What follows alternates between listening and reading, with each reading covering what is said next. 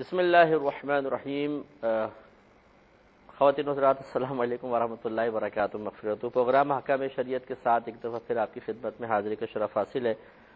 ہم سجدہ سہو اور واجبات نماز کے متعلق کلام کر رہے تھے اور آپ کو بتایا تھا کہ بعض اوقات نماز میں کسی واجب کے ترک کی بنا پر جو کمی کوتاہی پیدا ہو جاتی ہے، نقص پیدا ہو جاتا ہے، اسے ختم کرنے کے لیے شریعت نے آخر میں 2 سجدے کرنا فرض قرار دیے ہیں، جنہیں سجود سہو کہا جاتا ہے۔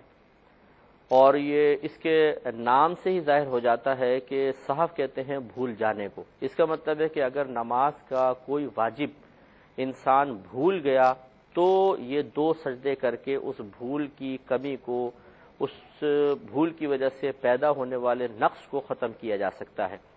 اسی سے ہم یہ نتیجہ نکال سکتے ہیں، اور بالکل بجا نتیجہ ہوگا، کہ اگر کوئی بھولا نہیں بلکہ اس نے جان بوجھ کے ترک واجب کیا ہے تو پھر یہ نماز اس کی واجب فرضیت تو ادا ہو جاتی ہے، لیکن نماز واجب العیادہ ہوگی۔ اور اسی طریقے سے میں نے آپ کو بتایا تھا کہ کچھ واجبات ایسے ہیں کہ سجدہ سہو سے ان کی پیدا شدہ کمی کا تدارک نہیں ہو سکتا، وہ اگر واجب ترک ہو جاتے ہیں تو پھر نماز کو لوٹانا ہی پڑتا ہے۔ وہ انشاءاللہ میں اپنے وقت پہ آپ کو عرض کر دوں گا، مناسب موقع پہ عرض کروں گا۔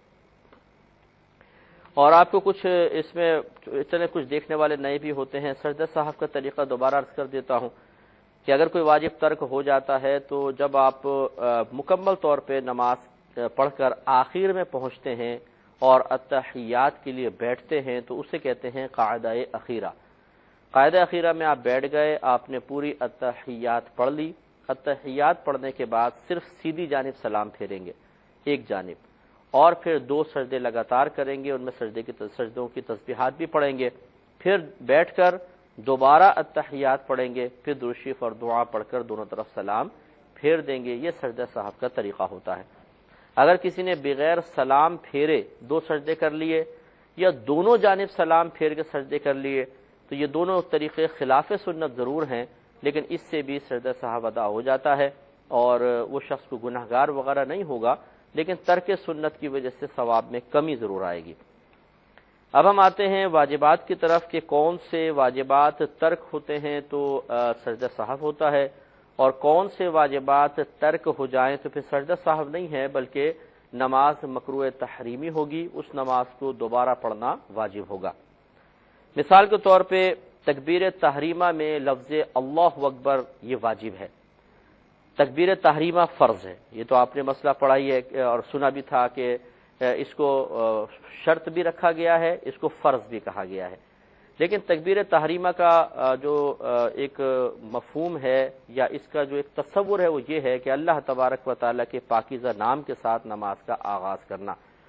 لہذا اگر کوئی کہتا ہے اللہ الرحمن اور ہاتھ باندھ لیتا ہے، نماز اب بھی شروع ہو جائے گی کیونکہ اس نے اللہ تعالیٰ کا نام تو لے لیا ہے۔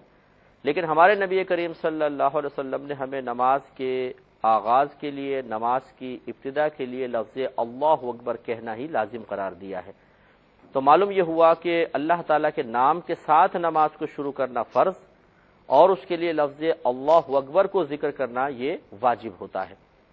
تو اب اگر کسی نے اللہ اکبر سے نماز شروع نہیں کی بلکہ اس نے کہا مثال کے طور پر الرحمن الرحیم اور ہاتھ باندھ لیا، نماز اس کی اب بھی شروع ہو جائے گی، لیکن اللہ اکبر کا لفظ ترک کرنے کی بنا پر ترک واجب ہوا، اور یہ ایک ایسا واجب ترک ہوا ہے کہ اس کا تدارک سجدہ سہو سے نہیں ہو سکتا۔ لہذا اب نماز پڑھنے کے بعد نماز تو کمپلیٹ کر لیں، اور اس کے بعد یہ نماز واجب العیادہ ہے۔ واجب العیادہ کا مطلب اس کو لوٹانا لازم ہے، اور یہ یاد رکھیں جب بھی نماز واجب العیادہ ہوگی تو اس کو اسی وقت میں لوٹانا کوئی لازم نہیں ہوتا۔ نماز کی فرضیت ادا ہو چکی ہے، آپ کو اسی وقت میں موقع مل جائے تو بہت ہی اچھی بات ہے، ورنہ آپ بعد میں بھی اس کو لوٹا سکتے ہیں۔ تو واجب العیادہ جب نماز ہوتی ہے تو فوری طور پر شریعت اس بات کا مطالبہ نہیں کرتی ہے کہ اسی وقت میں اس کو ادا کرو، آپ بعد میں بھی اس کو ادا کر سکتے ہیں۔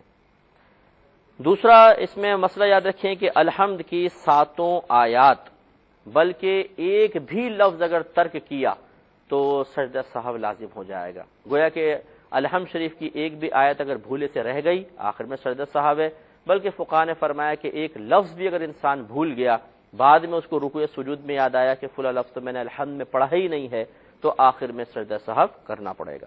ایک کالر ہمارے ساتھ ہے، پہلے کال لیتے ہیں، پھر انشاءاللہ مسائل بیان کریں۔